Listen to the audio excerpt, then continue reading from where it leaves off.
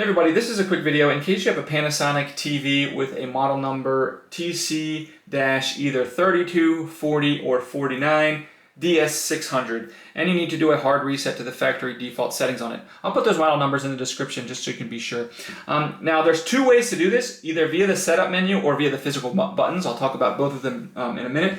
But first of all, there's two reasons you might want to do this. The first one is troubleshooting. If you're having any issues with this TV not working, not responding, not connecting, stuff like that, if the sound is not working, a hard reset can fix a lot of these issues. The other reason is if you're just trying to set this TV up new somewhere, we can go ahead and wipe everything off and get it back to the way it was when it was coming out of the box. Now we can do this if the menu is working and the screen is working, we can do this via the menu. We just hit menu on the remote, and then you're just going to go setup, then select system, then select factory default, and then select yes to confirm.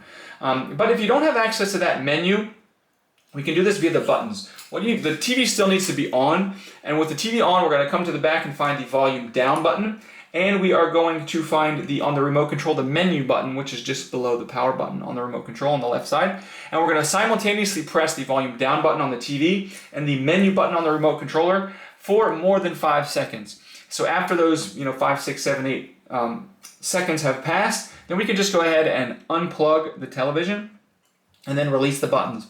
Wait a few seconds, plug the TV back in, turn it on, and it will reboot into its factory default settings.